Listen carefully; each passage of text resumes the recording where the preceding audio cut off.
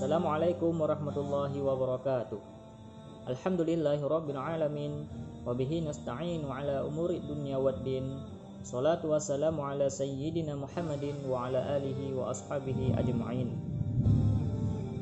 Saudaraku sekalian, sebagaimana yang telah kita ketahui bersama, Allah Subhanahu wa taala menciptakan manusia dalam bentuk penciptaan yang paling sempurna.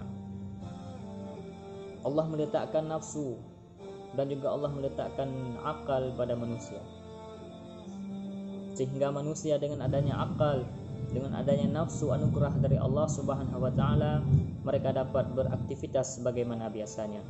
Manusia makan, minum, bekerja dan lain sebagainya. Allah menciptakan malaikat, tetapi Allah hanya memberikan malaikat akal, sehingga tugas mereka hanyalah beribadah kepada Allah Subhanahu wa taala. Allah menciptakan binatang, tetapi Allah hanya memberikan nafsu kepada mereka, sehingga mereka tidak mendapatkan tanggung jawab apapun sebagaimana yang telah ditaklifkan oleh Allah kepada manusia. Maka tugas kita selaku manusia, tugas kita selaku hamba, ketika telah Allah berikan kepada hamba akal dan nafsu, adalah untuk memanage ataupun mengatur nafsu dan akal. Jangan sampai nafsu mengungguli akal, tetapi harus sebaliknya, akal lah yang harus mengalahkan nafsu. Fa ayyuhuma ghalabati syahwatul aqla fahuwa syarrun minal bahaim wa fa ayyuhuma ghalabal aqlu asyahwata fahuwa khairun minal malaikah. Kapan saja nafsu ataupun syahwat mengalahkan akal, maka ia lebih hina daripada binatang. Namun sebaliknya, kapan-kapan saja akal yang mengalahkan nafsu, maka ia lebih mulia, ia lebih hebat, ia lebih baik daripada malaikat. Dalam perihal mengendalikan nafsu, dalam problematika mengalahkan nafsu, para ulama mengatakan lebih mudah kita mengalahkan musuh dalam peperangan dibandingkan mengalahkan nafsu yang terletak di dalam jiwa seorang insan. Bahkan seorang penyair pernah mendendangkan satu syair yang menggambarkan begitu susahnya mengalahkan nafsu, yang berbunyi, qalbi ila ma darrani da'i yukatsiru auja'i wa asqami fa kaifa ihtirasi an aduwi idza kana aduwi baina adla'i. Hatiku selalu terdorong untuk melakukan yang dapat memudaratkanku, bahkan ia seringkali banyak sekali menyakitiku. Maka bagaimana aku membentengi diriku daripada musuh, sedangkan musuhku bersembunyi di balik tulang-tulang rusukku. Itulah syair yang menjelaskan begitu sukarnya, begitu susahnya untuk mengendalikan nafsu yang terdapat pada jiwa seseorang manusia.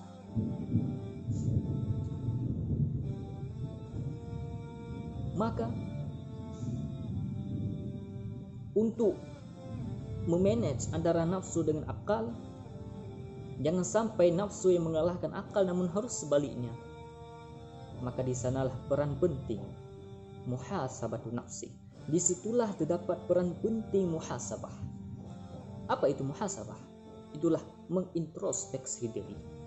Esensi daripada muhasabah ataupun pengertian daripada introspeksi diri adalah ia bukan hanya melihat kelebihan-kelebihan yang ada padanya sehingga membuat ia percaya diri, tetapi ia juga melihat kekurangan-kekurangan yang ada padanya sehingga ia memperbaiki kekurangan tersebut, diperbaiki dengan kelebihan ataupun dengan kebaikan-kebaikan yang lain yang dapat menempel kekurangan yang pernah ia perbuat.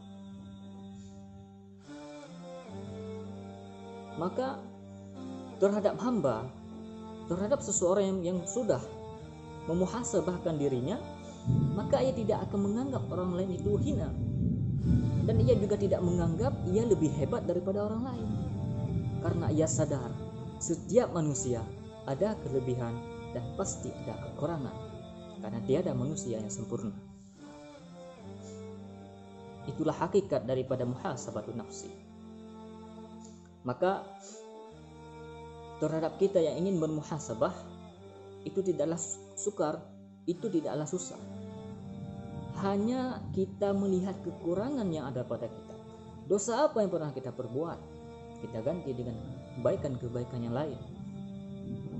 Kita sering melakukan perbuatan haram, kita tinggalkan perbuatan haram tersebut. Perbuatan wajib kita lakukan, tetapi tidak sempurna, kita sempurnakan perbuatan wajib itu.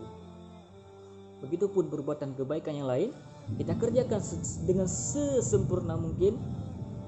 Dan kekurangan ataupun kesalahan yang lain, kita tinggalkan sejauh-jauh mungkin. Berbicara tentang muhasabah, Sayyidina Umar pernah menuturkan, hasibu anfusakum qabla an tuhasabu. Hisablah diri kalian sebelum kalian dihisab oleh Allah Subhanahu wa taala. Bahkan Al-Habib Abdullah bin Alawi Al-Habdar di dalam kitabnya yang bernama Ad-Da'awatu Tammah wa Tadhkiratul Ammah mengutip satu ungkapan daripada Syekh Al-Hasan Al-Bisri yang berbunyi, Innal mu'mina qawwamun li nafsihi yuhasibu nafsahu lillahi azza wa jalla. Wa inna ma khafa al-hisaba yawmal qiyamah liqaumin yuhasibu anfusahum fid dunya.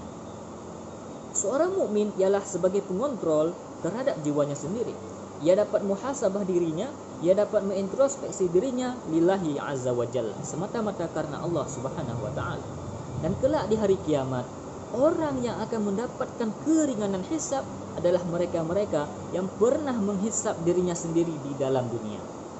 Maka sebelum Allah memperhitungkan amalan mereka di akhirat antara kebaikan dan keburukan, ia terlebih dahulu memperhitungkan amalannya di dalam dunia. Maka dua ungkapan ini, ungkapan Sayyidina Umar dan ungkapan Syekh Al-Hasan Al-Bisri, memiliki indikasi yang sama, yaitu terhadap orang yang lebih dini mengevaluasi dirinya, maka itu akan memudahkan dirinya untuk berjumpa dengan Allah Subhanahu wa taala. Itu akan dapat memudahkan dirinya ketika dihisab oleh Allah Subhanahu wa taala. Itulah salah satu faedah, fungsi daripada muhasabah, yaitu untuk mendapatkan keringanan hisab daripada Allah Subhanahu wa taala.